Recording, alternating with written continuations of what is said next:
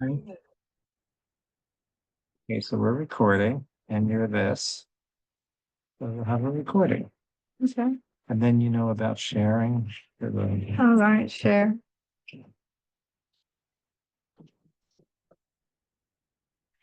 Share my screen because Tyler's gonna get in. Yeah. He shared something with me and Right. he's gonna access. Okay, well, actually, I don't need to get my computer now.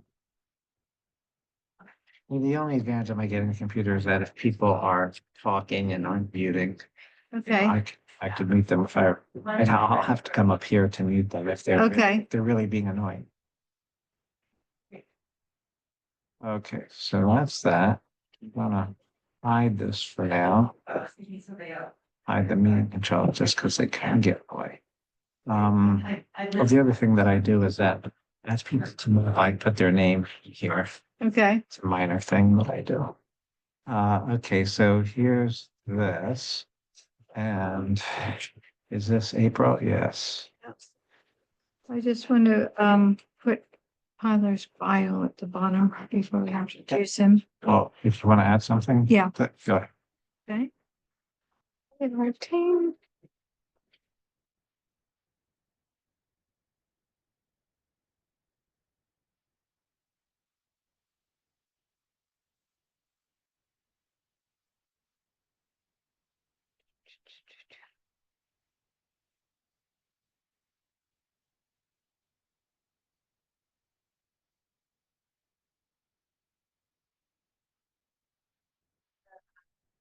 I actually do that. Yeah. Yeah. Who's your guy? Okay. Yeah, that's a different guy. Different guy. Our guy's Florida. Yeah. Yeah. It's very well worked. Yeah, well, I'm so glad I enjoyed it, Mary. That's wonderful.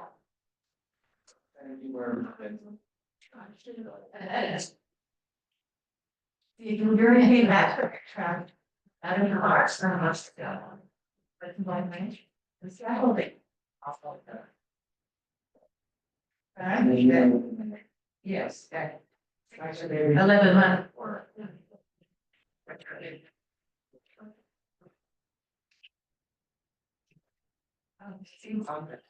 For me. Yes, we just meant to do this part of that. I got it. See that, what is it?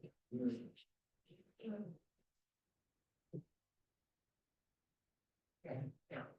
And I brought, since I wasn't sure if I could actually sue her, I brought ones that they gave up for the so I ended up planning.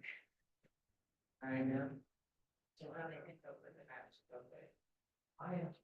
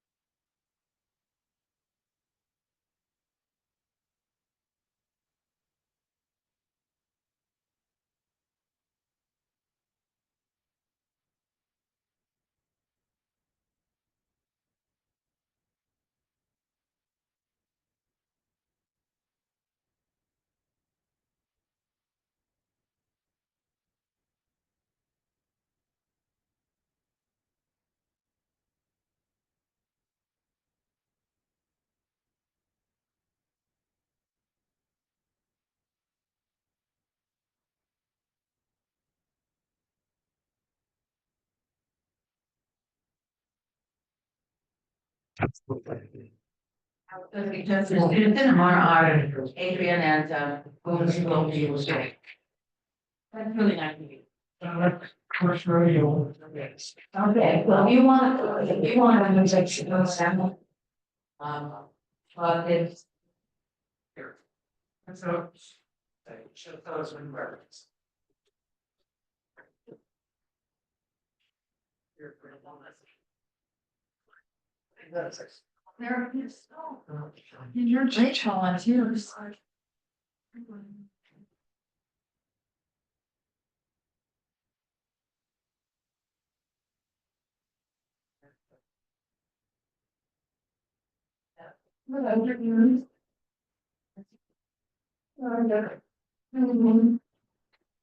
No, it has same like that. They're right there. Give a little white. Oh, I thought we were gonna, okay, it's fine. Okay, yeah, I would put them at one end or the other, because reaching over the food is the, yeah.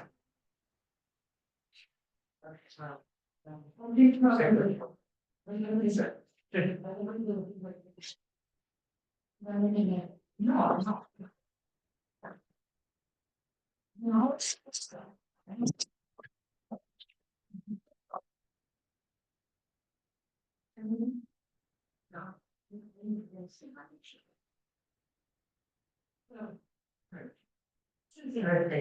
I am.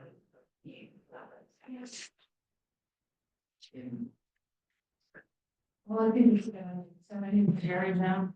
I was now where, then I want to be here for the.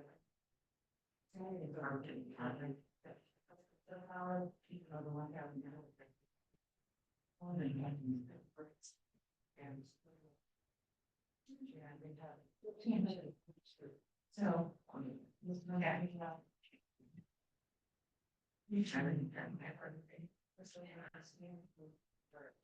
It's very, I mean, I don't know. Whether that's what you just get out of this person.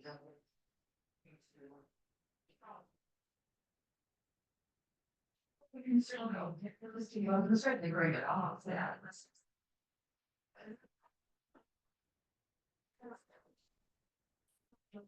I think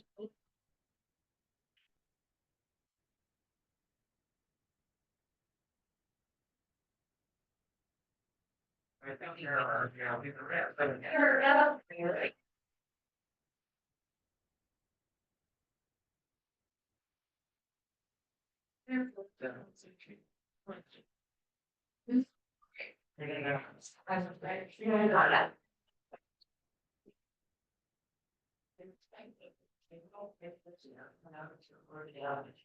So it's strong liquor.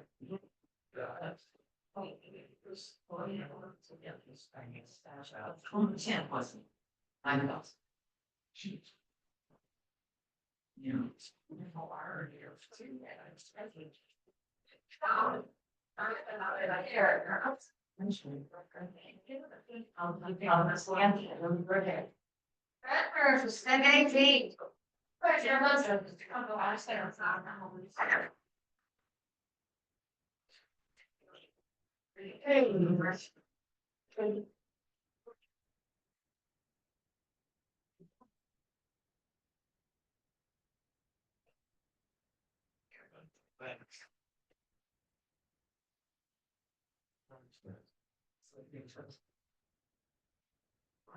Yeah, with larger ones. It's gonna call. Good, good. So I don't look at it, but sometimes it's very expensive. Oh, well, and send a little, I know I should home, but I. If they know, or not. And the last line. Yeah. That's it. You're back to you. Good morning.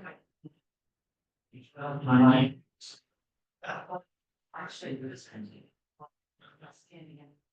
So I'll be in case I have. I'll be reportedly meeting. And I heard it up to her. Oh, yeah, that's like now. That's when you're amazing. It's all started. You know? Yeah.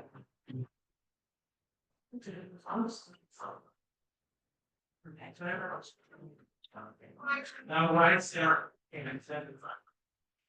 No, pretty true. I bet you that. You know, yeah, that's what I'm. Oh, yeah, this is great that you have. Are you?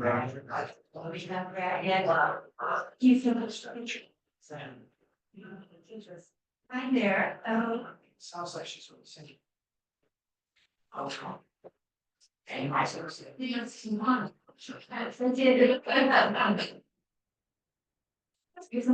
that's music comedy. Look.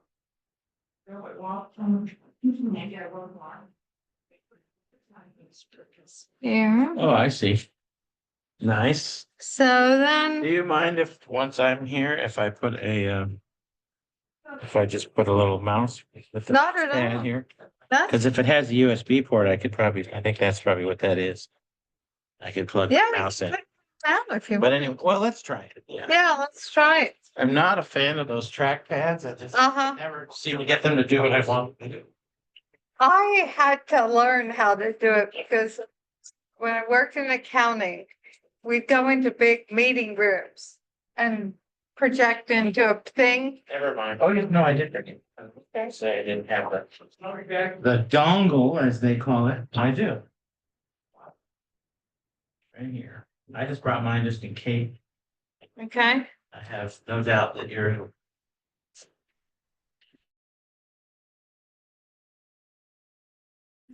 We're so, I would need to have this mouse pad, but let's see. Okay, so my theory is if I stick this in here, that's probably upside down.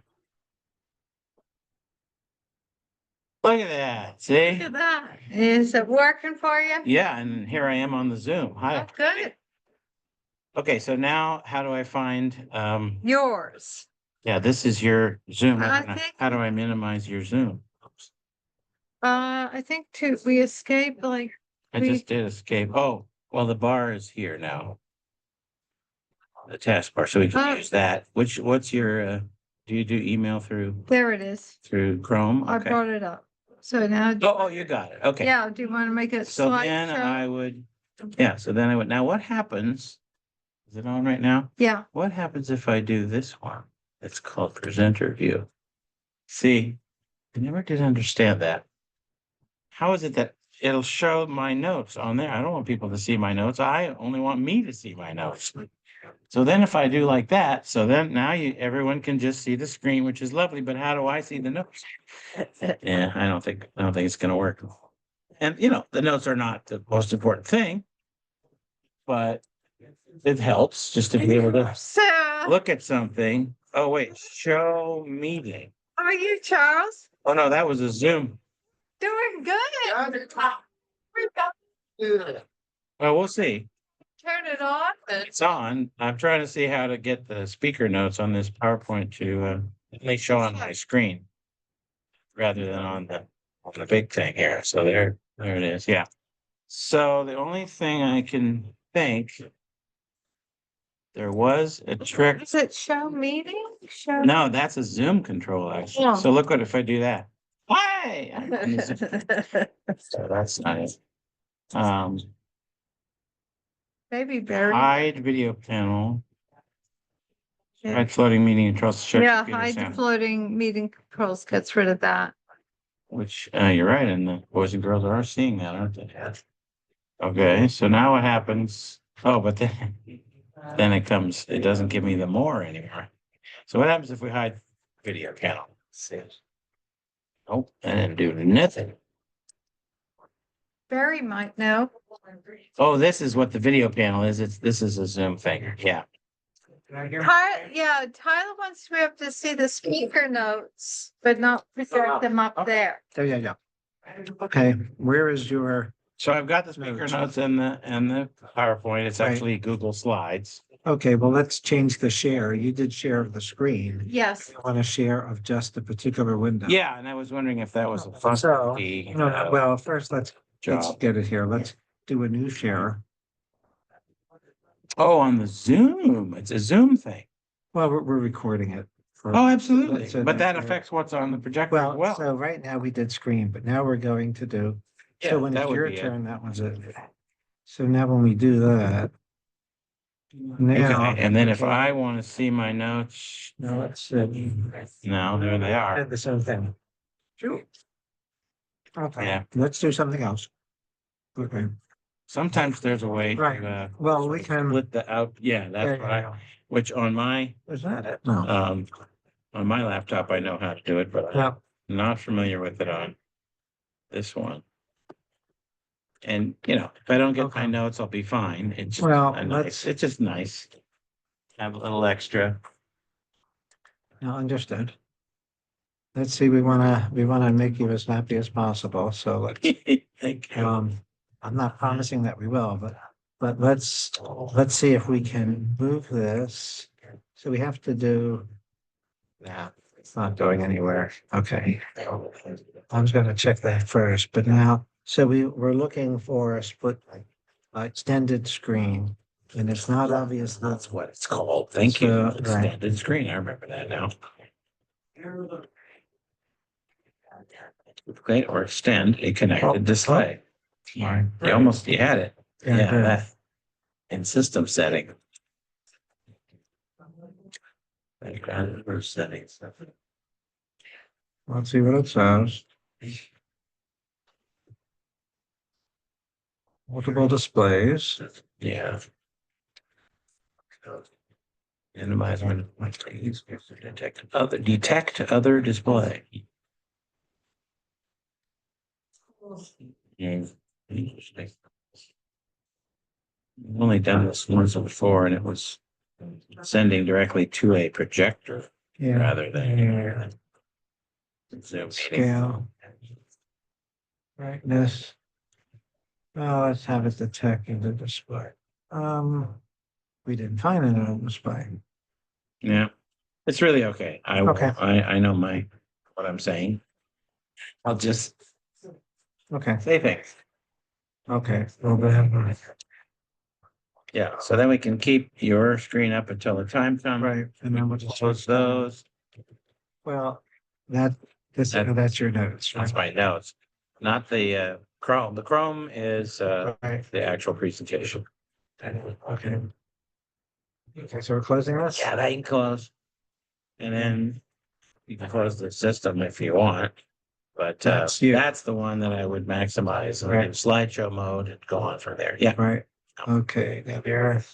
So is this a Google? It's Google Sheets. Okay, Oh, I'm not seeing any of the controls. Oh, it must already think it's in presentation mode.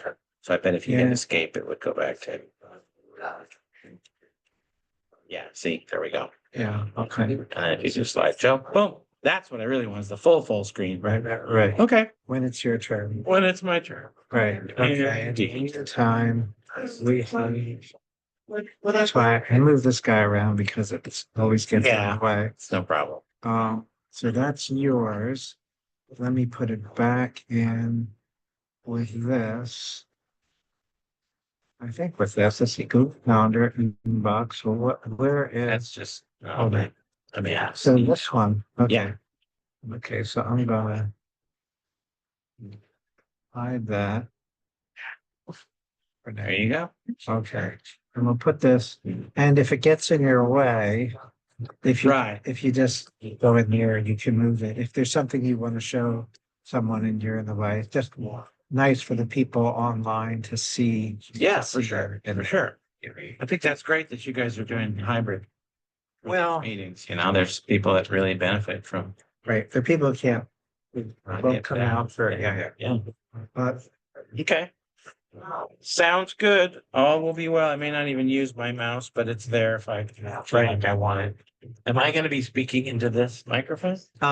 Is it yeah, just we can mostly move- for the Zoom? Yeah, it's so that they can hear you as well. Oh, okay. So, average age of 78 at Let's get a little Ross. closer. Yeah. You know, You need a nice high Well, volume. they don't realize, I mean, depending how often you speak, if you're really familiar with material, you can focus in on the people and see how much are they straining to hear. Yes. But it's Yes. not always obvious, No, but having amplification is good. So, Yep. agree. Yeah. Okay. Thank you, Barry. sure, thank you. Excellent. Hey, Mark.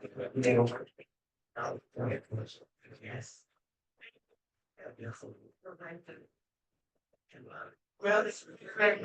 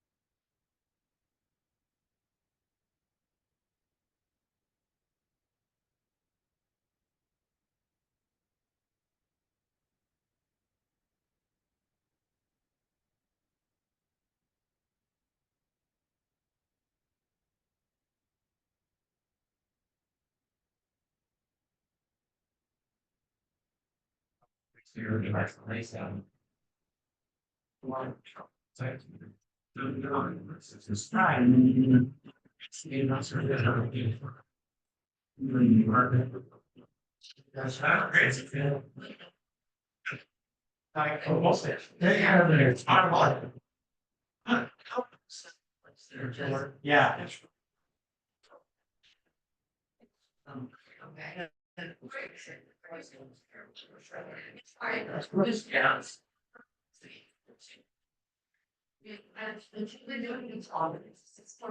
Sure.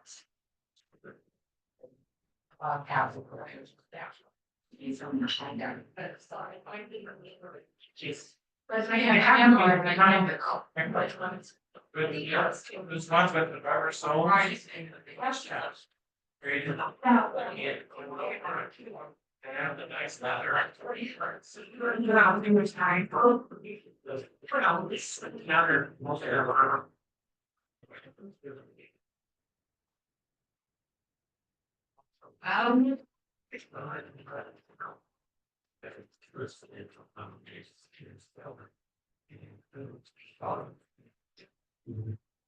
Sound now.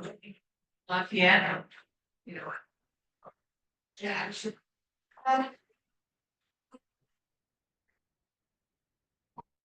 Oh,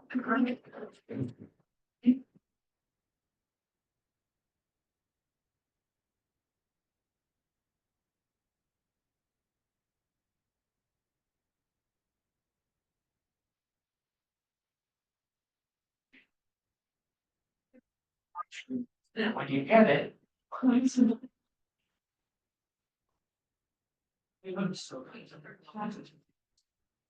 it's a long thought.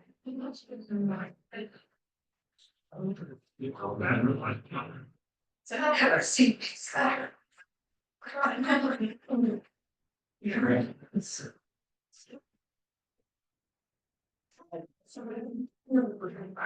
know. It's a pure fly.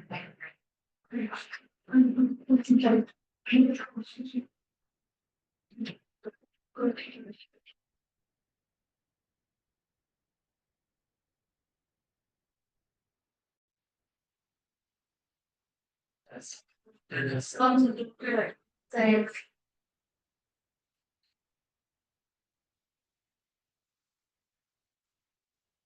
That's funny because it wasn't the yes that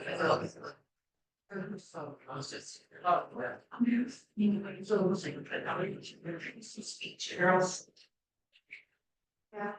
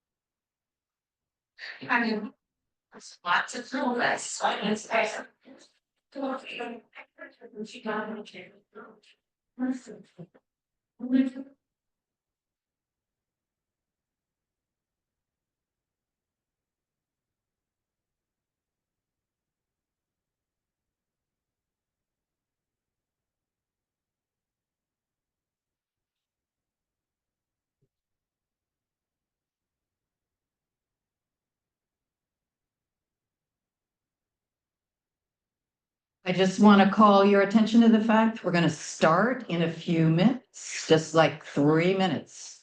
So if you haven't gotten your beverage or your food, please get it now and have a seat.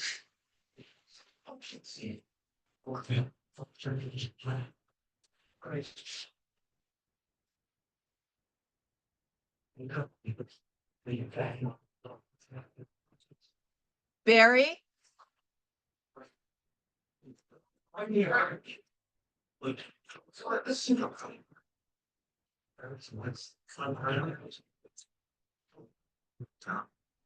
just noticing that when I do this, nothing happens. When I do that, nothing happens. What didn't I do? So what I did, We just touched the map, I trackpad. that here, so it wasn't on this window. Oh, Somewhere else. So it didn't talk about this window. So I just said, this window. why didn't you know what I was sick? Yes, right. Okay. Now if you hit that. You're all good. Okay, all right.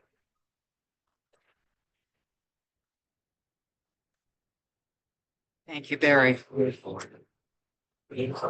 1 minute, everybody. Please have a seat.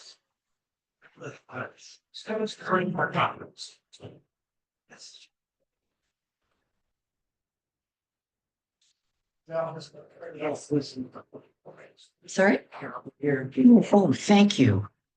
That's why I couldn't sit. Now, we're talking, transmission, you're all pounding. Here's a video. Okay. I guess this could be the line. Yeah, this could be the line. It's a little squishy. Yeah. How about back here? How about back here? Okay.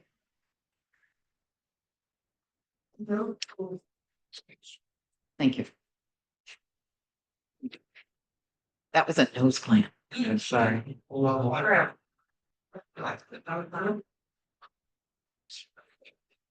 But also, yeah, must be seen over. Oh,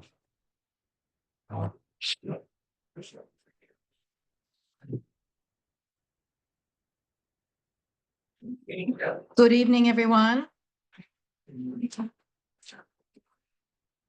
Welcome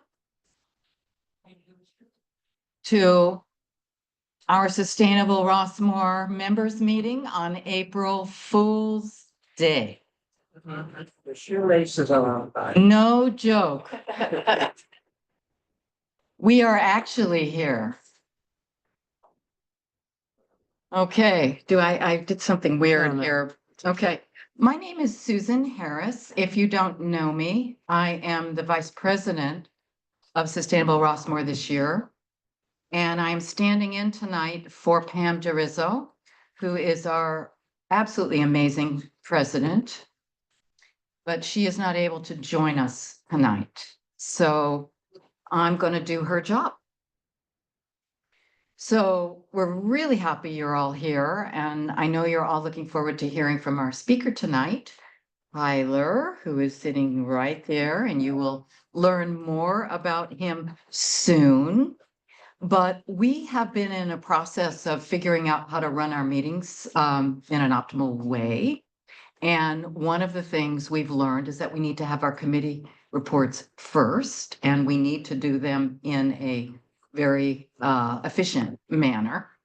So I'm actually going to ask our committee heads to line up behind me so we're not taking time going back and forth.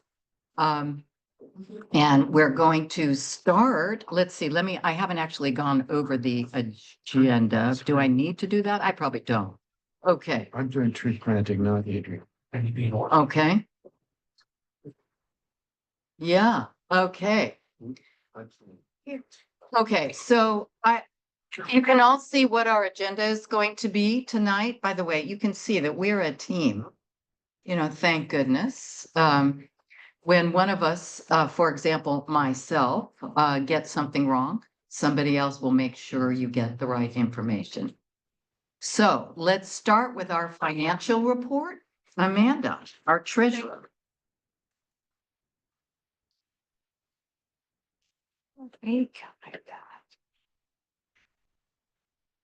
Hello, everyone. This is the treasurer's report for the month of March. We ended the month with $5,018 in the bank, membership revenues of 160 and expenses of 80.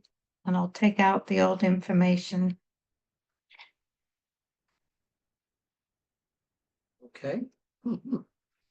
And this is our membership report. Oops, what happened here? You're on membership. I know, and I changed it and it hasn't changed. Oh, well. Make up some new numbers. I'll make up some numbers. My random number generator will kick into the gear. As of today, we have, if my memory serves me correctly, 144 members. In March, the way our membership system works, that you get 3 months of sort of gratis membership from January through to the end of March. But then at the end of March, that goes away. So as of March 1, we had 188. About 45 of those are people who did not renew. And so we're down to about 144. We've had 8 who have joined us in 2025 so far. So this is normal. But anyway, so there we go. However, we encourage you to join if you are not a member. Or renew if you haven't not done so. Yes. Okay. I know. I'm supposed to do this. So it turns out that there's been a little confusion about whether we are a hybrid meeting tonight or not. We actually have somebody on Zoom tonight, and let's. It's no longer on Zoom. I would have stayed home. Okay. That's the reason we don't have it on Zoom for mostly. I'm giving the legislative committee report. Pam DeRizzo, in addition to being our president, is also the lead of that committee. we have about 18 bills that we haven't endorsed. When I say we, the committee endorses them, and then the steering committee takes our advice and endorses all the ones that we suggested they should endorse. So far, that's been the case.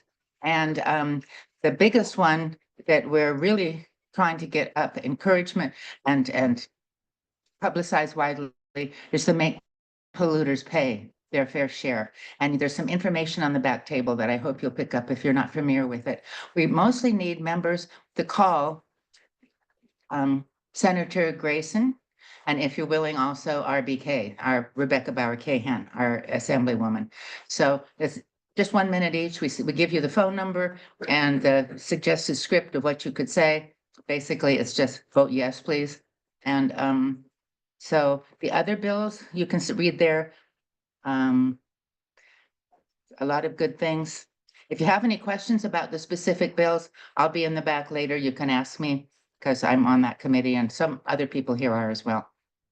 So we'll go ahead with that. Unless you have a question that you see on any of the bills that you're reading on that list? No. Okay. How do we advance it? I will do that.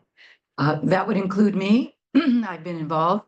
And I just want to add, if you are a person who would rather write than call, we are happy to have your letters or your emails to our state legislators as well. We have a sign-up sheet at the back where that sign Make Polluters Pay is. And we would love for you to sign up so we can give you the information you need to do it very, very quickly and efficiently. Thank you. So here we go. Film. Carol, that's you. I wasn't sure where I went next. Popular demand. Yes. Oh, well. Film. It's not tomorrow, second Wednesday, meaning that it's next Wednesday.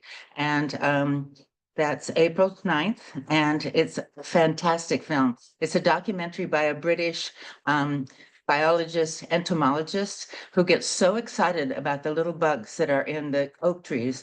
You wouldn't believe it, but it's not just about it's largely about the tree and how it grows and how it survives the seasons. And you get to see the different effects and all the way down to the roots and all sorts of the biology, but also the whole ecosystem in the area. And it's in the countryside in London, but it's the same kind of oak tree we have here. And something that he doesn't come right out and say in the film, which bugs me, is that oaks sequester more carbon than any species of any plant on the planet. So if you thought oaks were lovely, they are also very efficient. So please come and join us at 7 o'clock. We have an optional discussion afterwards. So. I'm gonna be there. Yes, you are. Thank you, Carol. Planet-friendly eating. Hi. Hi. My name's Dave Casey. We're on the Planet Friendly Eating Committee. I'll be very brief. I only have two things.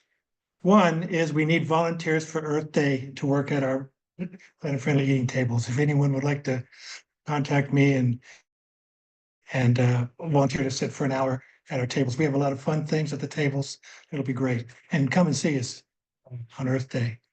The second thing is to thank Miss Susan for the snacks tonight. Thank you. I think we have to. Yeah. Of course, everything is vegan.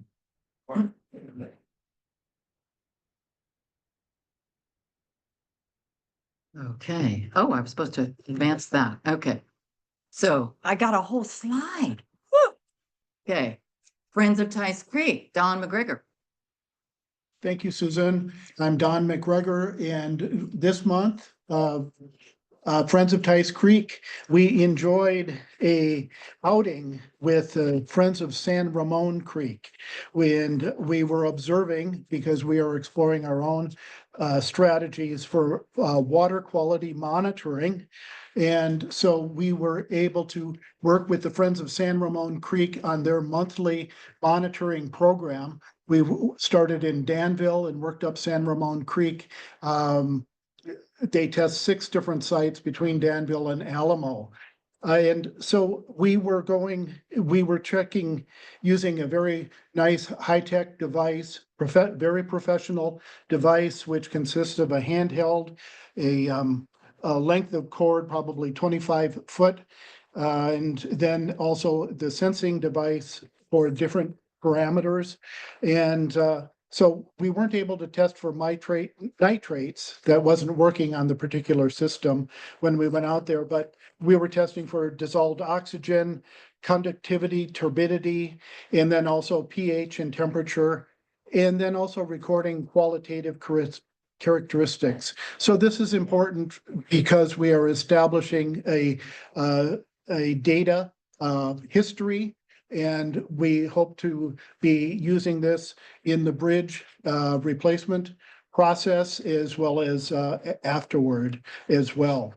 And so it was very good, and a couple of people there, Lark Reber took part, and so we are very happy with that outing and the opportunity to start that. We've also had discussion about a riparian buffer zone is something which will be developed along Tice Creek. And this is a buffer zone in which pesticides and herbicides, the chemicals necessary for golf greens, will have their area, and then there'll be a buffer area before the creek. And so a clean creek and good habitat.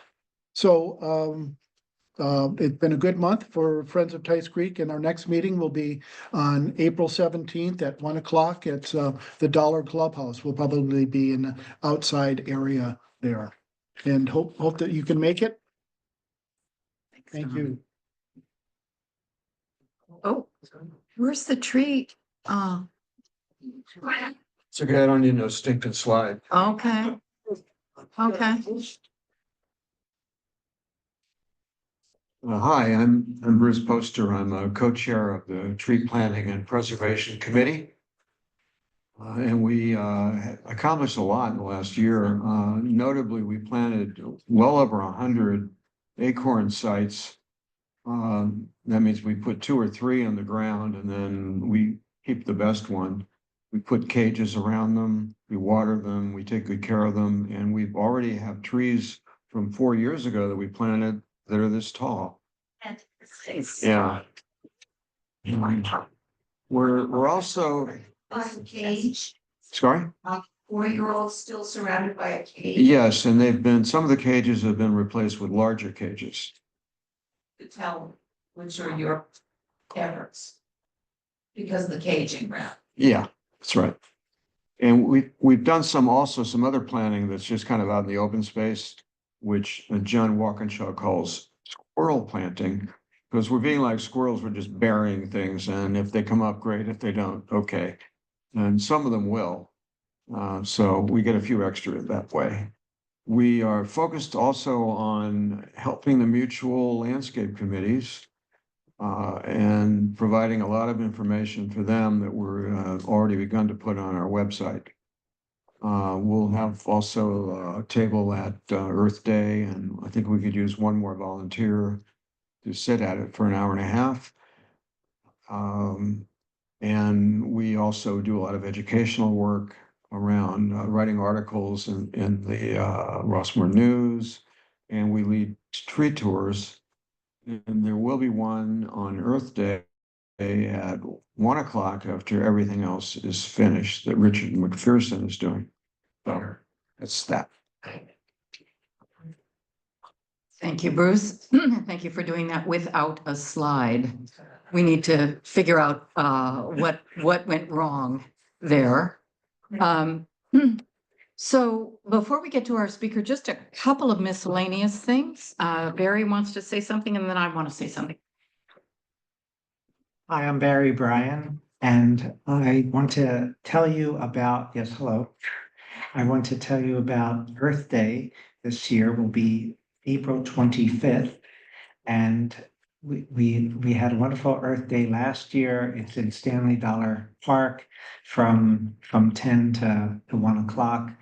And we had a lot of different activities. We had Repair Cafe, and we'll be having these again. and people who are interested in various of our committees will have tables there telling you, educating you about things and also entertaining you with different games and things.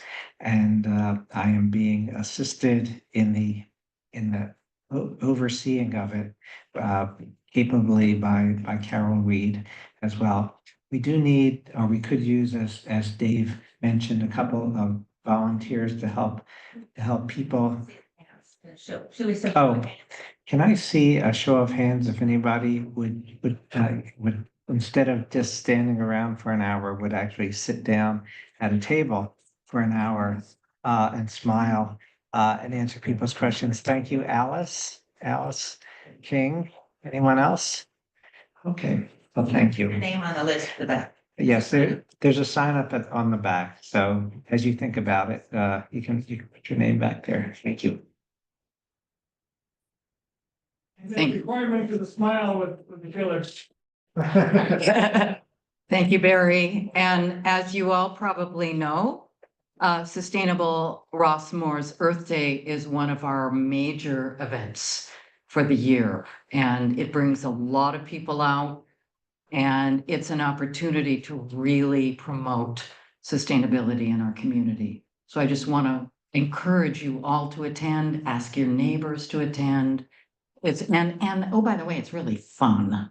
And last year, it was our first year for the Repair Cafe. That was Pam Girizzo's creation. And in fact, the city of Walnut Creek is now imitating Sustainable Rossmore because our Repair Cafe was so successful. So anyway, very exciting. The one thing I wanted to mention, because I realized I didn't do it before, Marcia and her friend back there have brought information about Measure T. Now, the Sustainable Rossmore Steering Committee has not yet endorsed it. It may, but I just want you to know that there is information in the room about it if you'd like to learn more about it. Also, our candidate endorsed. And yes, Susan Hildreth, as you may know, Adrian, I think you should stand up.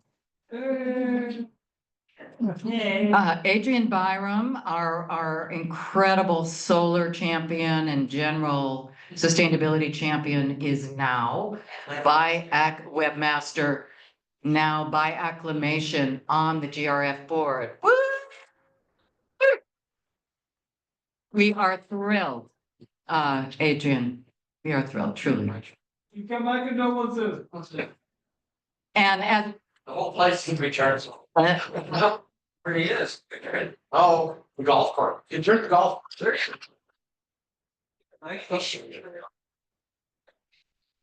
And Susan is for Region F. And so the other, thank you, Carol. The other person that we have endorsed besides Adrian is Susan Hildreth, who is actually an extraordinary leader on many levels. And she is running in District F, and she actually has an opponent. So it's important that anybody who lives in District F votes for her and advocates for her with their neighbors. So yes, Barry.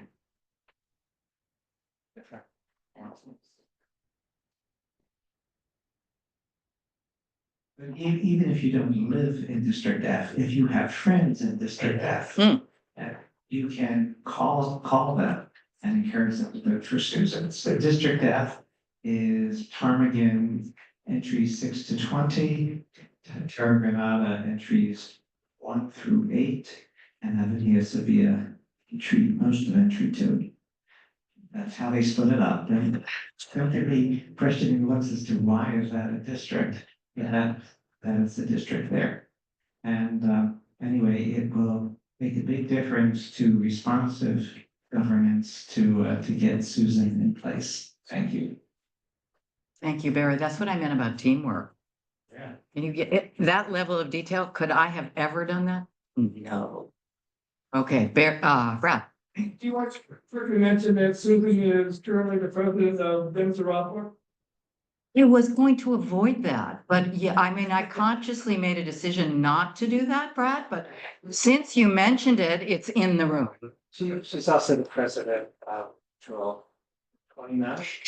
I thought she was the past president of that mutual, but she has exercised a lot of leadership on a lot of different fronts in Rossmore and her career. Wow, wait till you read her resume. It's like mind-boggling.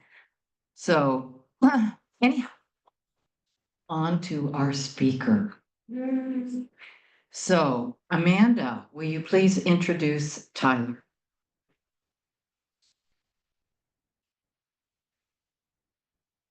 I'm so glad that we have this big turnout tonight. I hope that you saw the advertisement in Sustainable Rossmore.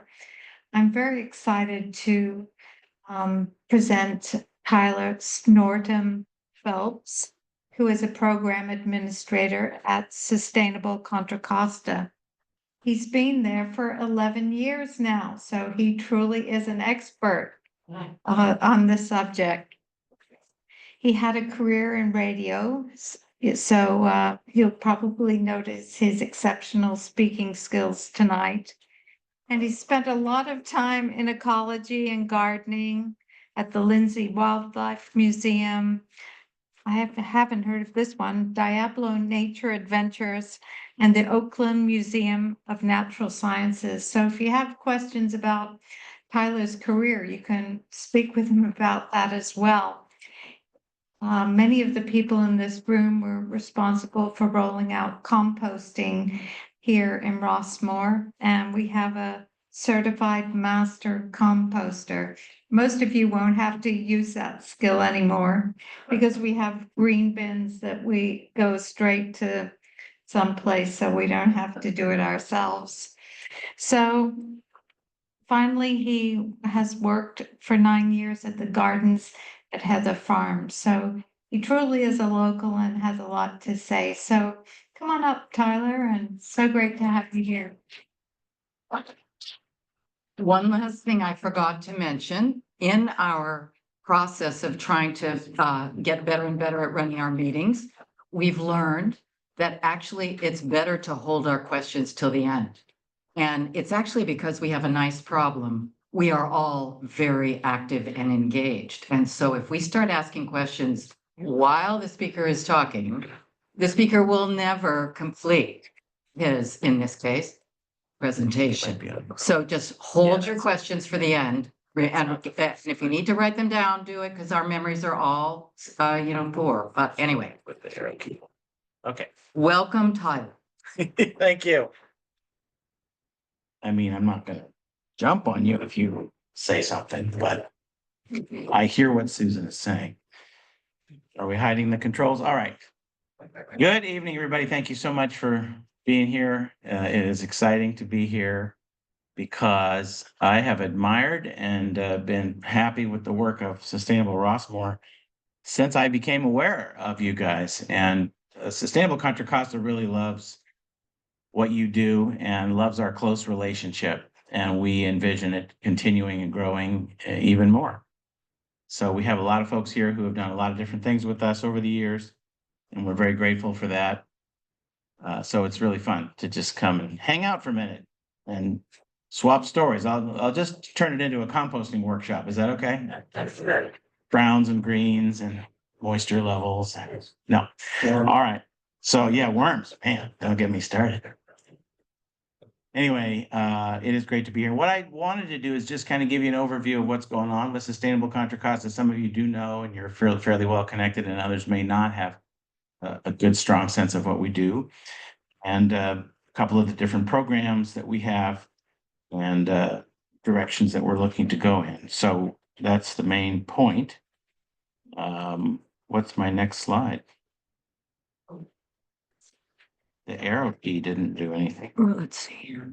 Yeah, see, look at that. Oh, okay, so wait, let me make sure we're on that. Oh, There we go. So now we go back. Okay. Sorry. Yeah, so this is just our sort of bumper sticker statement, working in partnership to create ecologically sustainable, economically vibrant, and socially just communities for all. And we do like to always emphasized that sustainability is not just about the environment, the natural environment, physical environment, but it's about economic justice and social justice. And so we try to hold the mirror of those three elements up to everything that we do. That sounds. Yeah, it's terrible. Yeah, I need to run us out of town. And the 10 One Planet Living principles that are mentioned at the bottom there, I'm not going to go into a long thing about them, but it is a wonderful program. If you are interested, you should look up what they have created. It's a program called Bioregional. And they sort of did this framework, and each principle is something like energy, water, waste, and there's other more woo-woo ones like health and happiness that are really important as well. And we use that as a benchmark, and we try to measure what we do against the 10 One Planet Living principle. So check that out. It's on our website if you're interested.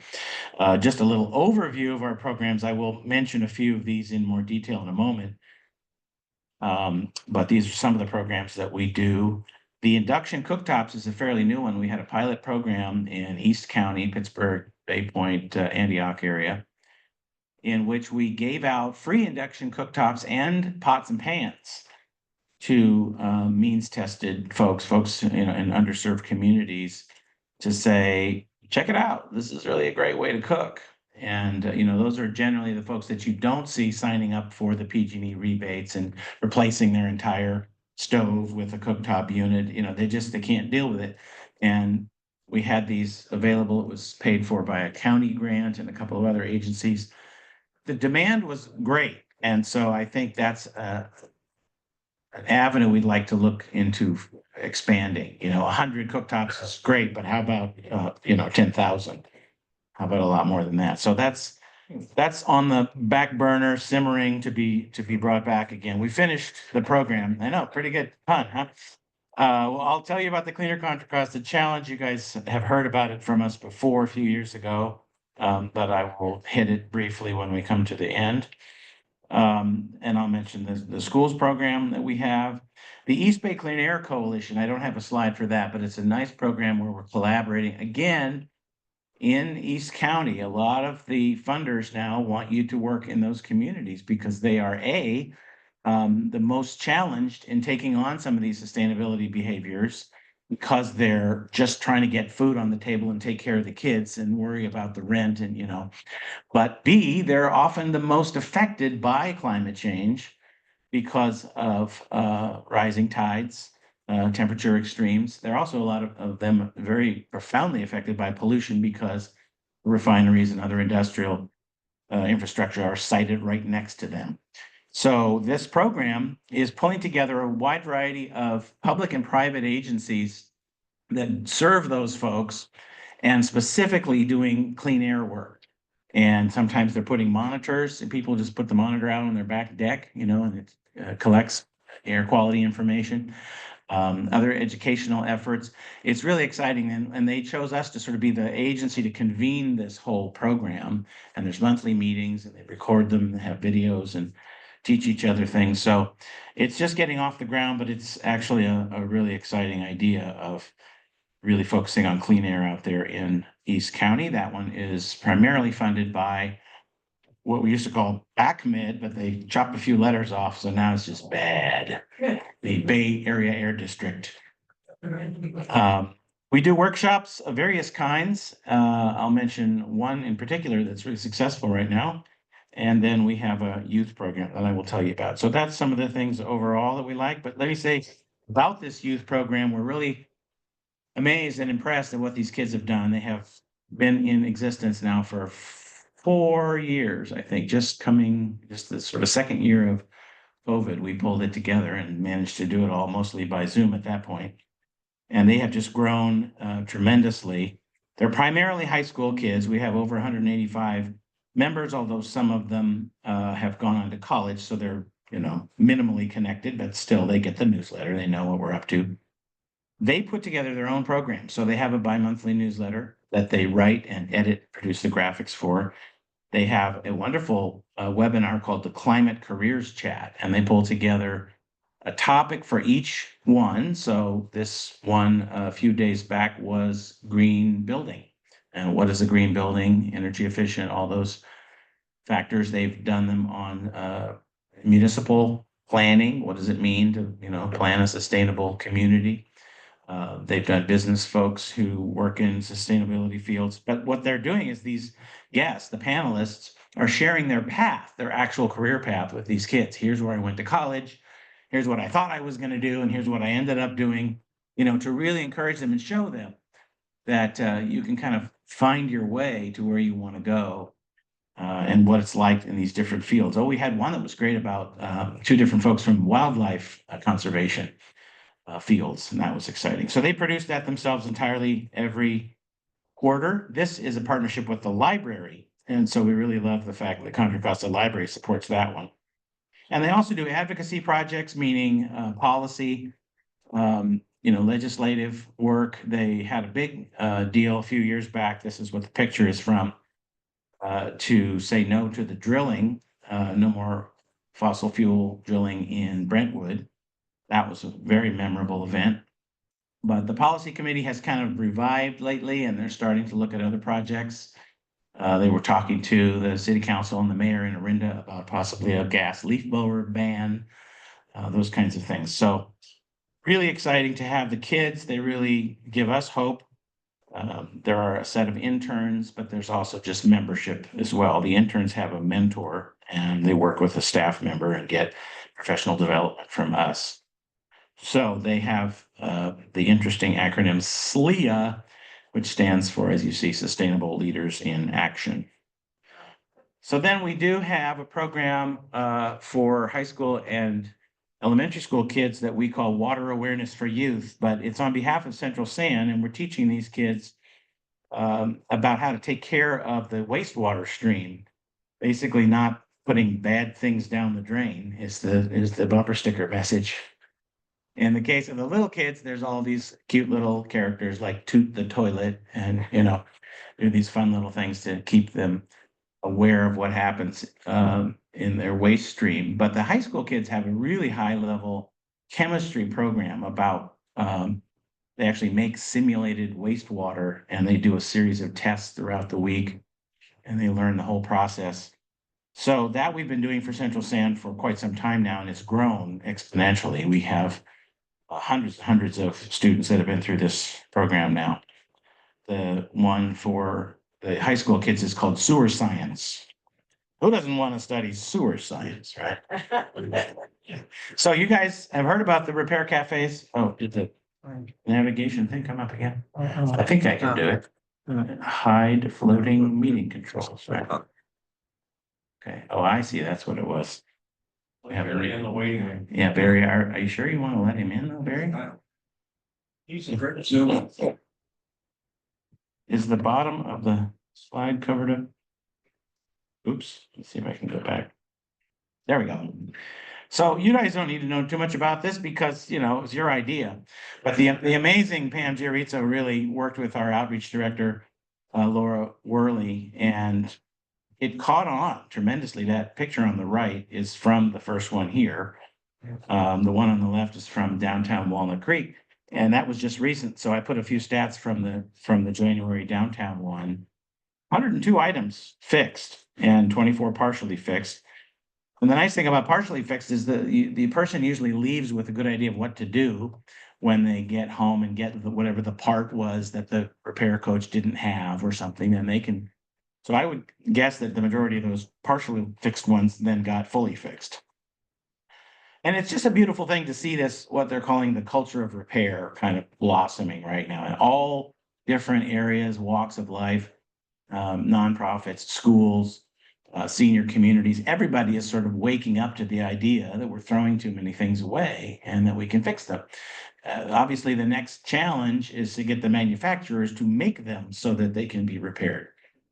Which goes against their interests, if you think about, disposable culture, planned obsolescence and all that. So that's a different story. That's more of a legislative thing. But I feel like this culture of repair that's cropping up, and you guys are definitely part of it, is the first step. So we just did one in El Cerrito with a public agency there, very similar to the one we have here. They're called Recycle More. and they manage the solid waste contracts there in West Contra Costa. And they were thrilled, and it was a great success, similar to this downtown Walnut Creek one. So I feel like it's just going to continue to grow. We do other workshops as well. We're doing one for the city employees of Martinez to teach them about sheet mulching, which is, weed control using cardboard and chips. And so that's going to be coming up in a few weeks now. And we've done homeowners learning how to do sheet mulching as well, quite often in different settings, and lots of other workshops. The whole concept of workshops, I will say, is shifting right now. I mean, people can get a lot of this content free on YouTube. So you don't necessarily expect somebody to come for an hour and a half and pay $25 to sit here and learn how something is done. So we used to do a lot of those kind of workshops, home canning and composting, things like that. So now we're kind of looking at a new model where some of it is online and some of it is in collaboration with funders. So the workshop is free to the attendees, but it's funded by an agency it's their interest to promote this message. For example, this downtown Walnut Creek one was partially funded by Republic Services, the waste hauler, and partially by the city of Walnut Creek and the solid waste agency called Recycle Smart. So we're excited about that. Repair cafes, very cool thing. This is something that's kind of our flagship program, the Sustainability Awards. And I want to make sure you know that you can have a part in this by nominating organizations and individuals to be given these awards. So what we're doing is celebrating anybody in any form who is doing good sustainability work. Does not have to be any particular kind of organization. It can be an individual, a nonprofit, a government program, a school, or a business. And over the years, this was one of the very first things we did when we started in 2009. We've honored 106 different individuals. And we have a lovely gala to celebrate this at the Pleasant Hill Community Center in September. And we have some local sustainable wineries come, and there's food. It just got that wonderful, elegant evening vibe. But at the same time, we're really impressing ourselves. We're all being impressed by the great work that these folks are doing. It's a chance to be inspired and to say, wow, I didn't really know that so-and-so was doing that. And maybe I should talk to them about this. And so it sort of functions almost like a mini conference where folks are connecting over these different topics. So this year, it is on September 17th. And we encourage you to get ready to go. Come see us on the 17th and buy a ticket. But before that, you're going to be seeing soon, those of you who subscribe to our newsletter, which before I leave better be everybody, you're going to see the nominations message go out in the next month or so. Generally, our nominations close around July 1st.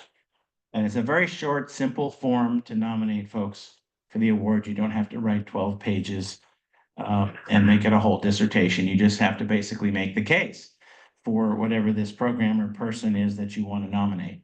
So keep your eyes out for that, and then come play with us at the Sustainability Awards Gala in September. I know Dave and Amanda will be there, and hopefully many of you as well. Oh, and Amanda said, hey, why don't you show them some of the folks who have won, Tyler? So I will. Here's a couple of last year's winners. This is a business, and her whole gimmick is reuse and refill.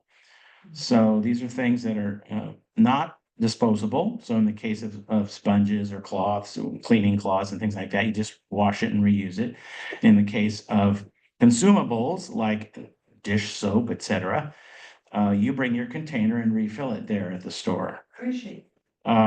This one is, In Walnut Creek on. is it Ignacio and Oak Grove, right? Or Ignacio and Walnut? Yeah. There's a bunch of dentists and doctors in there, but then her store is in there as well. Yeah, so there was one in Lafayette too. Unfortunately, I think they closed. She also showed up in the farmer's market. Well, that slide on the right is a farmer's market shot, and I'm not sure which markets she goes to. Shadelands. Well, there you go. So go say it. Her name is Amy, as you can see. And it's a really fun little shop. And she's doing great work. And it's just kind of reinforcing that you don't have to throw everything away. It's really beautiful. She finds wonderful products. We gave award to Contra Costa Fruit Rescue. So they were gleaning all this fruit that folks can't use off of their fruit trees every fall, summer and fall when the fruit is ripe, and then giving it to food banks. And they have a whole cadres of volunteers that come.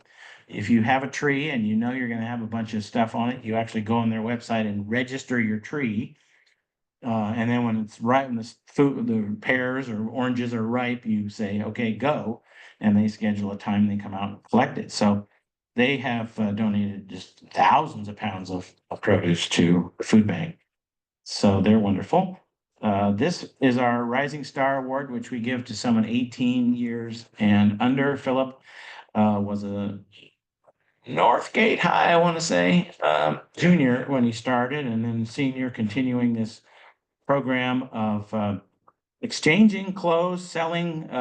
He had what he called a store. I don't think he charged actually. So kids would turn in clothes. He'd make sure they're in good shape, make sure they were clean, and then people could come in and browse through and take. So the idea was just reducing waste, and he was tremendously organized in how he did it. And also connected, as you can see, the middle shot there with the Goodwill employee. He connected with thrift stores as well. So that's another example of young people doing it. I think that's the last one. Oh, one more. This one was really cool. A lot of different organizations were involved here. Republic Services again, and Recycle Smart, but also St. Mary's College themselves and the students. When they move out, when the kids move out at the end of the semester in May and June, they typically would just throw away just all kinds of stuff, throw their clothes away, throw appliances away. Just, they got to go. I'm leaving. I can't take all this with me. And so this group got together and said, wait a minute, can we slow down, collect these things, sort them, give them to folks who actually would rather have, oh, I could use one of those, but also then on to thrift stores, shelters, homeless shelters and other shelters that could use clothing, carefully recycling the things that could be recycled rather than landfilling them. All that kind of, thinking about the process happened under this program called Sustainable Move Out. So that was really impressive. And should every single college do this? Yes. We want to encourage that. So we were happy to see it at St. Mary's and hope that it will grow. So that's an idea of the kind of folks, and there's a whole wide variety of other ones who have won the awards over the years. If you really want to go back and see them all, you can look on our website. We have a list of all the past winners. So we're very happy with the sustainability awards. All right, so this slide is just to remind us that it's easy to get discouraged about climate news, but here's a couple of cute little positives. Well, the first one is not necessarily cute. It's inspiring how much the measured emissions from Contra Costa County have reduced, corresponding with the increase in EVs that have been adopted and purchased by our residents. So that, it is making a difference. EV adoption and CO2 emissions are coming down in that area at least. And then the ice cream, seaweed for ice cream is always kind of cute. So the cows that produce the milk and cream for Ben and Jerry's are being fed some seaweed preparation. I don't think they just rip it out of the ocean and put it in front of the cow. It's made into something that's part of the cow's food, but it has been shown conclusively that the methane that the cows, they actually are sort of belching it back out again as they're doing the four stomachs, the cud chewing process. They normally would produce this huge amount of methane. It's reduced dramatically if you give them some of this seaweed. And Ben and Jerry's adopted it across the board in all the dairies that supply them with their milk and cream. So we're looking for that to increase and other folks to, it's very simple. These are the kind of solutions that are scalable. They're available right now. So that's impressive. This is if anybody wants to tell me a sustainable action you've taken that you're proud of. We don't have to spend a lot of time on this, but it's nice to remember the things that we do and the fact that you're all members of this fine organization is number one that you should be proud of. But the kind of personal actions that we promote really, sometimes we can feel, "Oh, that's not going to make any difference." But, well, I'll just go to the next slide. This one's particularly important because those 5 items in the pie chart there are responsible for 40% of the emissions in the United States. And those are basically household activities. Some of the transportation is non-personal, but it's really impressive to see how much of a difference our household behaviors can make. 75% of Americans have say they are concerned about climate change, but many of those really don't know what to do. And so what our message is that you can personally make a difference with your household behavior change. And I'll tell you how we recommend you do that in a moment. But I do just want to say this, that the legislative side of the fight to make our planet sustainable is extraordinarily important. And we don't discount that. It's crucial that we do these legislative campaigns. That has a tremendous amount of leverage in many cases. We, as an organization, that isn't our primary focus, but there are folks who are doing such tremendous work, and we encourage you to find them and support them. Like you guys, you have your legislative committee and, 350 Contra Costa Action and a lot of different groups that identify the bills that do have the leverage and do make the most difference, and then really work to get them passed. It's a little more challenging environment, shall we say, right now politically. But we don't want to discount that. I just want to say that our bailiwick, our primary focus is on the household action, which, as you see, makes a big difference. So how do we do that? We do that with this tool called the Cleaner Contra Costa Challenge. And we've been rolling this out for quite some number of years now and kind of fine tuning it. As I say, some of you have heard about this before, so I won't take too long, but I want to make sure you do know what's up. And if you haven't heard of it, there's plenty of exploring that you can do. This is our progress, only going, I would say this is already 4 or 5 months old. So the number of households that have joined is now more, the number of kilowatts of electricity saved, gallons of gas, all of that has increased, but still showing just since 2019 adoption, 1,617 tons of CO2. This is, again, the way this platform works is it is self-reported. So people are saying, "I did this action." You have to take their word for it. But I feel like the way it's structured and the kind of tools that come with each action that you commit to, it's much more likely that people are actually checking off something that they really did. We used to have just like a clipboard at the Earth Day thing, and you would say, "Yes, I'm going to plant a vegetable garden," and nobody ever followed up with them, found out whether they did it, what square footage did you change from lawn to vegetable garden, those what we would call measurable statistics. Now, using this platform, we have a lot more confidence that these are actual numbers.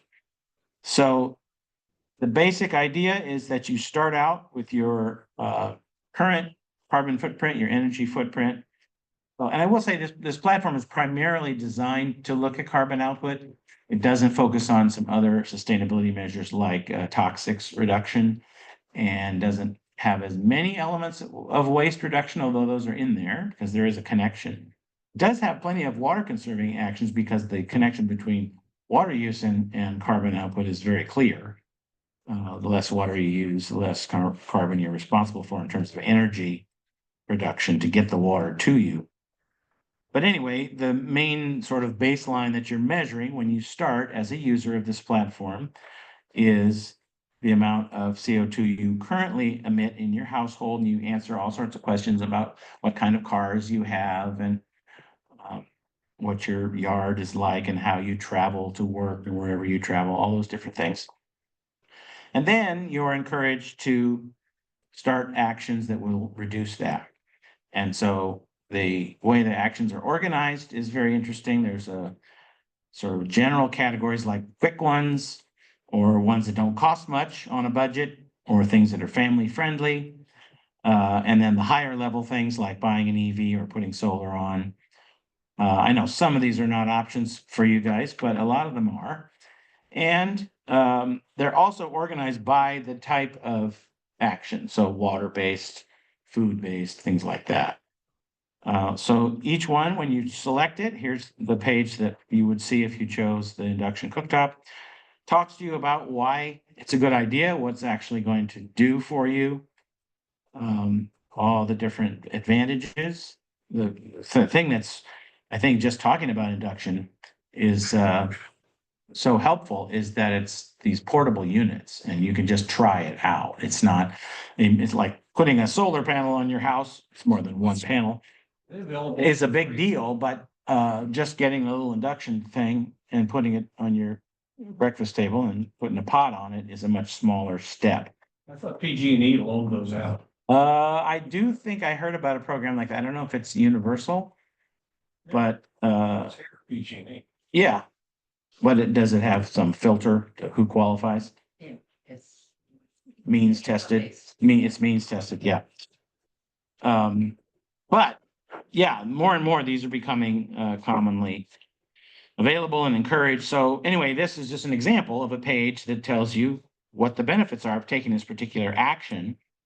And it goes into the details about it, but also the savings, right? So how much CO2 you would save, how much water you would save, all that kind of thing. Money, they always like to remind you that you're saving X number of dollars when you take these actions. But the other thing that's nice on each action, because the app knows your zip code if you set your account up correctly. And so it's going to show you resources for that particular action that are apply only to you. And so if your utility provides a rebate for taking out your lawn, the app will show that to you and give you a link to go and apply. And if it doesn't, then it won't be there. So these are custom resources. There's also quite a few educational resources that are in here. Just how do you do this thing? And you click on it goes to a separate page that has educational materials on how to do these. So it contrasted with our earlier method that I was describing, where you just tell somebody, this is a great idea, check here if you're going to do it. And then you never really support them anymore in making sure it happens. This platform is designed to really encourage folks to take the action with support and feedback. And we, every month we send a message out saying, here's the latest and greatest. Have you tried this? And do you need any help? And just kind of try to stay in touch with everybody, because that's really what makes a difference, I think, in your expectation that these actions will be followed through. Because this is all voluntary. So that's how the Cleaner Contra Costa Challenge works. You just, on our website, there's a page for Cleaner Contra Costa Challenge. You can go there, but you could also just go to cleanercontracosta.org. All right, in conclusion, I'd be happy to take some questions in a moment, but I just want to remind you, here we are at the beginning of Earth Month. Happy Earth Month. We're calling it that now because there's way more than just one day's worth of things going on. We have created what I like to say is a pretty darn comprehensive list of the various events throughout the county. Some of them are work parties and, get out there and clean up the beach kind of thing. Others are just festivals and fairs.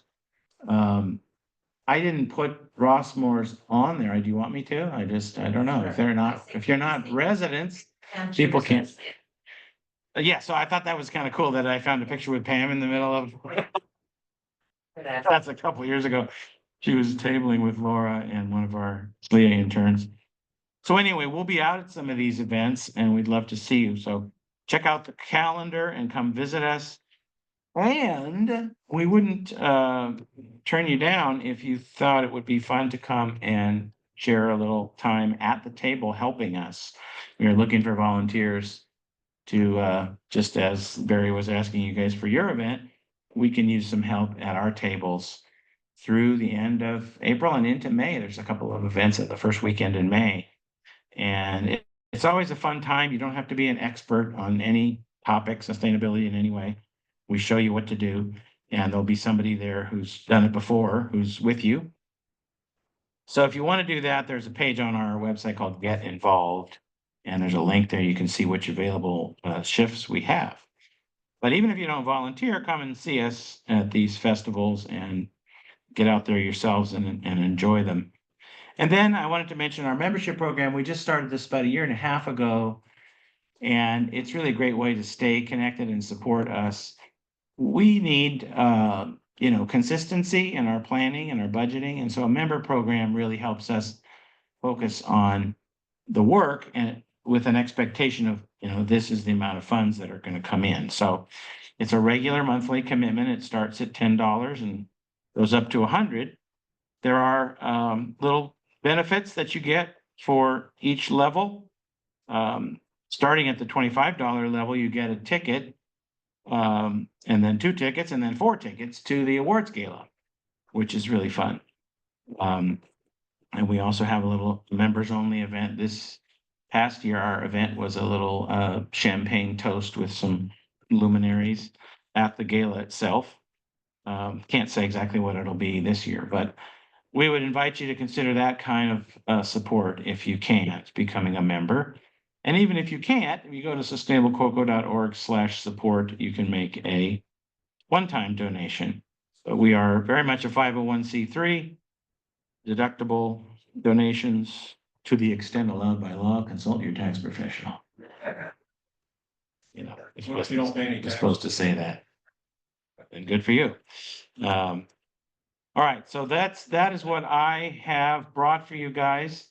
So does anyone have any questions or comments? Yes, Mr. Brad. Just a second, Mark. Yeah, I've got actually three things, and I'll make it real quick. Okay. First one is on your youth-led activities. I'm assuming they could always use, and I'm looking for funding sources. Oh, yeah. Yeah. Remind them when you get back, please, that we are a retirement community of 10,000 people, almost all of which are grandparents, and there's nothing we love more in life than grandkids. Nice. And so if they need funding, they should get in touch with the Sustainable Rossboro leadership, and I'll bet you can find a couple of us who are willing to do some fundraising for them. That's beautiful, Brad. Thank you. Yeah, we have a brand new fundraising intern this year. Her name's Saoirse, like the actress Saoirse Ronan, who's really taken off and started to really get active. We didn't have as much of that in past years, and we told them, you guys really need to focus on your fundraising. And so they are. So I will. Good. Thank you. And then the second thing is more for Sustainable Rossboro, and that is when we saw the slide of the St. Mary's kids in the sustainable move out, it occurred to me, we've got some of that same issue in here in Rossmore. Should we think about trying Good to point. institutionalize that so the stuff goes to savers or some other, beneficial way other than landfill? And then the third thing is, question for you is, with your knowledge and experience of what all the wonderful things that Sustainable Cocoa is doing, can you think of any of those that are particularly meaningful that Sustainable Rossmore should think about imitating? Oh, my goodness. That's a good question. I mean, the thing that I feel like is our strength is our culture of collaboration, where we find other groups to collaborate with, both civic groups, government agencies, other nonprofits. So here in Rossmore, you have a lot of other, informal groups, and then of course you have the governing body. So you don't necessarily have a lot of the other types of groups that we collaborate with, but I imagine that you could start connecting with them and say, hey, is there an issue you guys are thinking about we could work on together, and we bring the sustainability perspective to whatever you're doing. I don't know what that would be, recyclable pickleballs or something. We already do that, okay. So I do think collaboration is very powerful. Oh, yeah, market. Yeah. Well, thank you for doing this. My First pleasure. question is, there's this Earth Day that Walnut Creek puts on in Civic Park. Is Yep, 19th. You or is? No, so Sustainable Walnut Creek is a separate organization. Well, not entirely separate. We are their fiscal sponsor. So it's not quite like a franchise arrangement, but kind of. Because it's hard to be a 501(c)(3) if you're a small group. So we sort of allow them to do, financially the umbrella from SCOCO.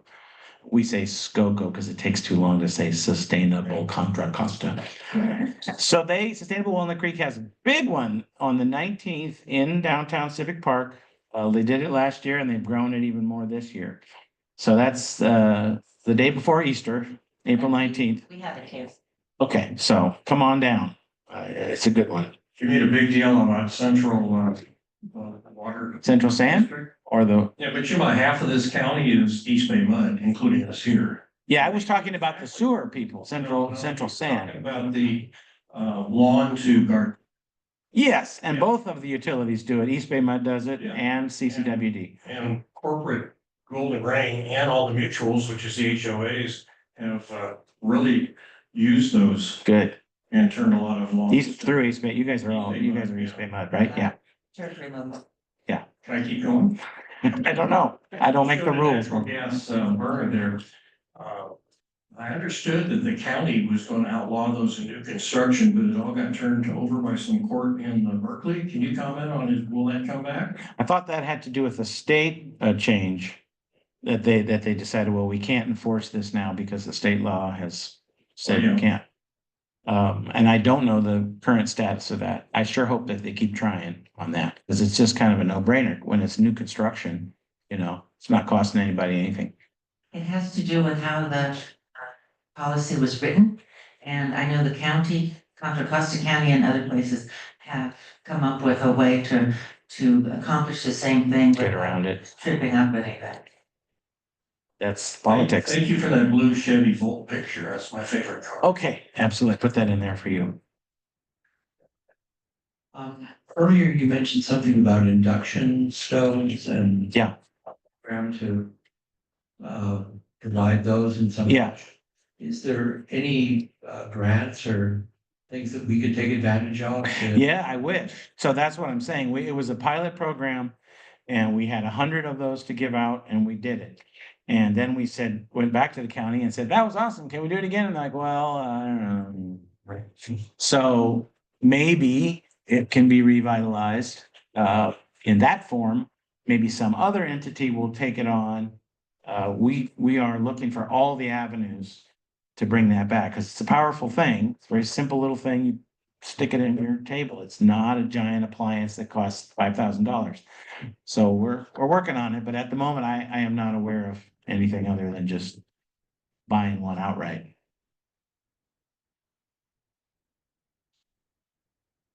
This might be a little bit off the topic, but are you aware of what the county is doing about all of the pollution in Martinez and what they're doing to monitor and try to keep the air a little cleaner? And I have connections with a few groups who are monitoring that. I myself couldn't tell you the latest. I know that there are some folks trying to kind of hold the air district's feet to the fire and get them to raise the standards and actually have a backbone up against the refineries, which has historically not been their pattern. But I couldn't tell you exactly where it stands right now. I participate in a group that's part of the Contra Costa Interfaith Council. In my other life, my wife and I are the music directors at Unity of Walnut Creek. Mark hangs out with me there. And some of your other folks are, one of your famous realtors, Linda Stevens, goes over to Unity and some other Rossmore residents. But because I'm involved with that church as well, this interfaith group, it's a committee of the larger Interfaith Council called the Interfaith Climate Action Network. And it's representatives from congregations coming together to do climate work. And they're a pretty powerful group. It's a small group, but they are very connected with legislation specifically. And that's where I've been hearing about these efforts for the Martinez air quality. So I would encourage you, if you are part of a faith community, to look into that for your congregation to have, because a lot of these churches have an earth care team or creation care, green team, whatever you want to call it. And those folks can network with these other. You don't have to agree with them spiritually. You just need to agree that we need to save the planet, you know? And so you come together at the meetings and do some pretty powerful work. So that's a little side speech for the interfaith group. Thank you, Tyler. Sure. You are quite the musician. Oh, thank you, Mark. Hi, Tyler. Hey, I'm a supporter of SLIA and I get their newsletter, Yes. and it's pretty good. Yeah, they work hard on it. For the, Yeah. I just wondered if it'd be okay if we put it available to be shared in this group. Oh, absolutely. It's Yeah. totally public. It's on our website as well. If you go to their, they have a page on sustainablecocoa.org, and there's a what we call a slider where you can go through each. I guess I could try to dial it up here, but I don't know if you want to stand here while I fumble around. But they're on. All the issues are on there. The other thing is that I've heard the president or past presidents of SLIA speak at different times, and they are so impressive. Right? Amazingly articulate. composed. Yes, intelligent. Yeah, when we did the march a little while back downtown Walnut Creek. When was that? August, September? No, this was quite a while ago. This was pre-Trump, so it must have been last summer. Anyway, they organized the whole thing along with Sustainable Walnut Creek and spoke. They spoke and were very articulate. Yeah.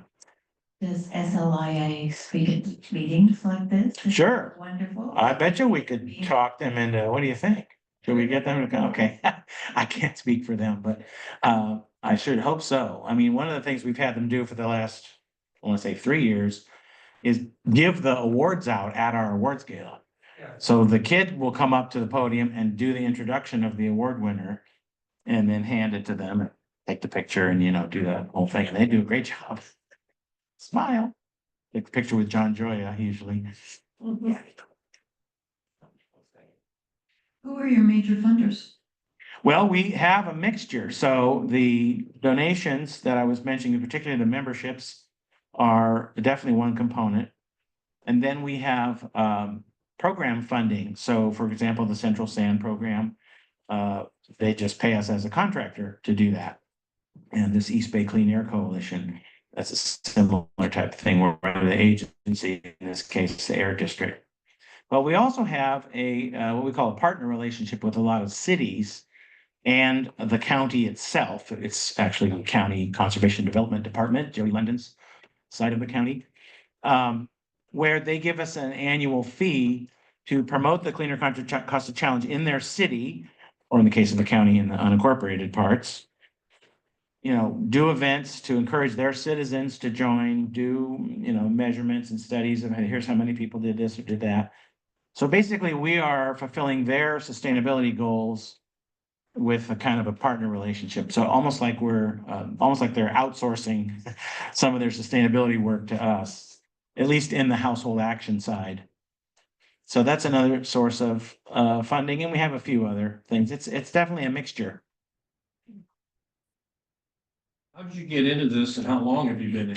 Oh, well, as Amanda told you, I'm coming up on my 11th year with Sustainable Contra Costa, but my history is a long and checkered one, I was selling watches out of the back of a van and no, not kidding, but I did start in radio, as Amanda said. So I was with KDFC Classical, which for many years was 102.1. You guys might remember that. Look, now it's become a public station down at the left-hand side of the dial.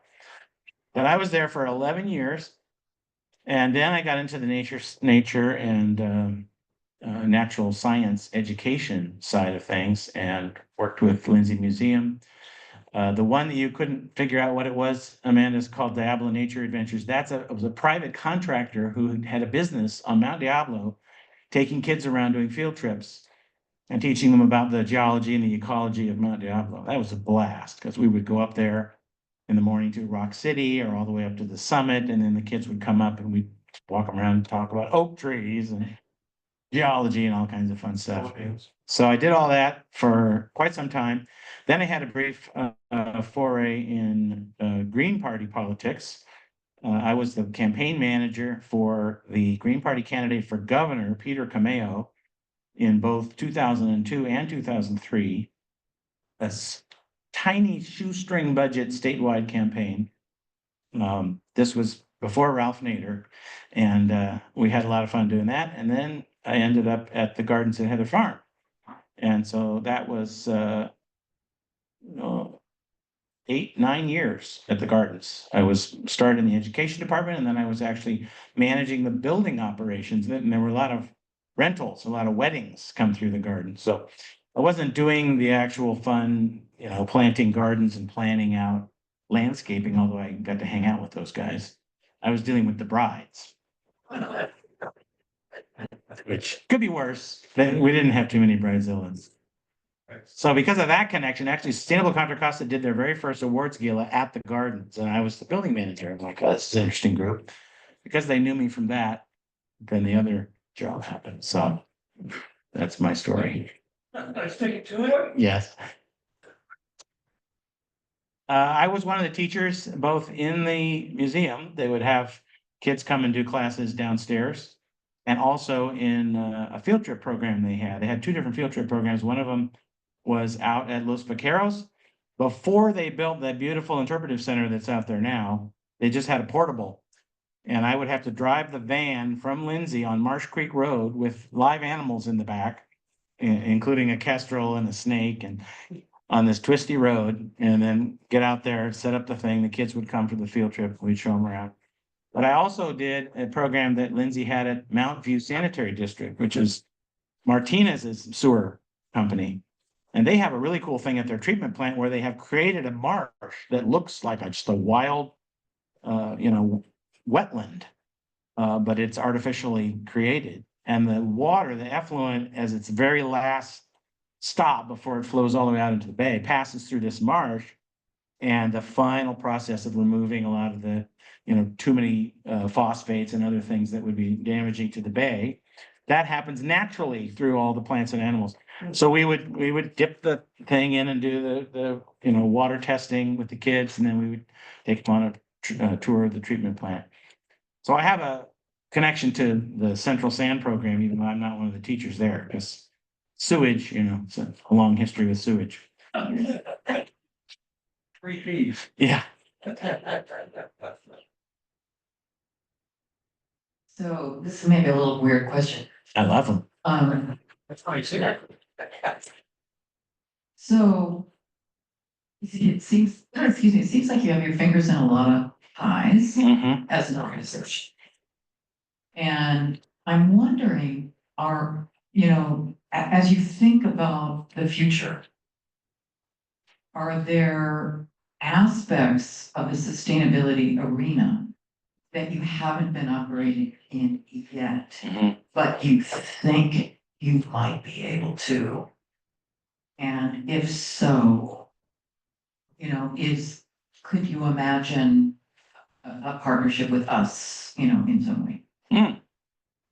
Well, I love to imagine partnerships with amazing groups like Sustainable Rossblock. And certainly, I mean, we would kind of need to sort of get the whiteboard out and start writing stuff down. One of the things that we have tried to get started, I don't know that this would be a Sustainable Rossmore connection, was something called the Sustainable Enterprise Conference that was focused on businesses and institutions like schools, to get them to really think about their sustainability footprint, if you will. We've done one twice now, and I think Carol, you might have been at both of them. You helped us at several. Yeah, but just getting the traction on that, it's hard to get. A small business owner is not going to come in the middle of the day on a Thursday and hang around. So how do you get their attention? How do you get them to think about these things? That isn't exactly what you're asking though, Susan. I started to think about things we haven't done or things we might like to do. I was kind of thinking about private sector. Yeah. Well, Opportunities that haven't been explored that much, and maybe, small business, obviously one branch of that, but what about partnerships with large uh, businesses? Sure. I mean, do you have any of those to date? Most of them are, quasi-governmental, like Central San and the utilities, Um, we did have a while back when I first started, we had a sponsor relationship with Shell, believe it or not. And then we were asked to stop doing that by some of our supporters and our board. But it's tricky. We need to find the goal, where the goals overlap. And why do they need to, what's in it for them is usually the question that they would ask. Why should I bother partnering with you people? I'm just wondering, in our current environment, there might be people in the private sector who actually are upset about it. Yeah. too. Yeah, oh, there are. And there might be opportunities that were not necessarily there before. Right. It's just a thought. No, it's a good thought. And there are companies that really are emphasizing being good global citizens, and the whole idea of B corporations. Structuring themselves in such a way that they're doing what they do for the benefit of everyone. So that would be great. I would love to go further. Yes, sir. I recently read that the number of electric vehicle charging ports in California has exceeded the number of gas nozzles. Really? Yes. I'm having trouble believing you, but I would be excited if it's true. Yeah, I think that I live with a skeptic about that. It's necessary. Do you remember the source? I actually, before I decided to ask the question, I just looked it up. And I saw, yes, you add the number of public charging units and private, Yeah. it's 48% more than the number Than of gas nozzles? That's incredible. And the source was what? Just Google. He Googled It's terrific. Thank you for that. Actually, that's not so surprising, given it takes longer to charge your car than it does to fill up with gas. But the time's coming down. But still, the idea is good. Yeah. Yeah, I see what you're saying. This Yes. is a more local sustainable Rossmore question. I don't really know how I'm relatively new to Rossmore and how the contract works with the gardening contracts. Does anyone know? I mean, the landscaping. Is it for HOA or? Yes, it is. Yeah, because I noticed that like for Mutual One, the gardening outfit uses gas powered leaf blowers. And that's a very carbon. Yeah. I don't think anymore. I think Rossmore itself Yeah, says no. Has gone all electric. but not the contract. But there still are some. That's a tricky one, and there's folks that have been working on that for some time. There was a group in the Tri-Valley that was trying, they got some money to help these contractors convert. Because, they're small businesses, it's hard for them to just suddenly fork over a bunch of money to swap out all their equipment. Yeah, and they want to use the battery ones too, because they want to have a lot of freedom of movement. My house, I just plug it in the carport. Yeah. I'm former board of Mutual Two, and our landscape contractors are all electric now. Yeah, that's And good. they hesitated for a while because they weren't more powerful enough for wet days, but that has flipped. They now are preferred. They've improved them. Yeah. And Rossmore, communal services, the Golden Ring pays for, was the first in the county to go all electric Right. several years ago. The only hangup wasn't personnel or money, it was finding out how and where and when the chargers would work overnight. So they worked that out and it happened. I think the city of Walnut Creek, it's long.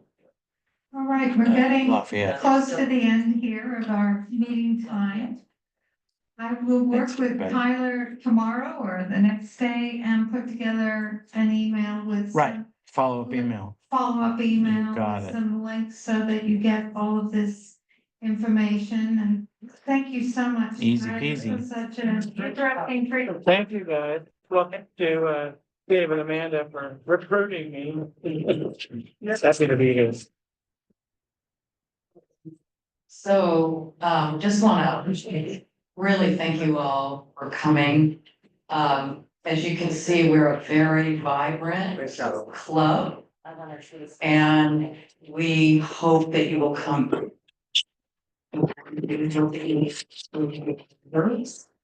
And, Carol Reed wants to say something before we close. It's about recruitment we mentioned earlier, and I want to thank those of you who have volunteered already before tonight to staff a table on Earth Day, which is the last Friday of April, the 25th. And if you just are inspired, think you might, but aren't sure, put your name on the paper, on the sign up in the back, and we'll contact you later and find out if you've moved from the maybe to the yes. But it's not, we're not gonna twist arms. The other thing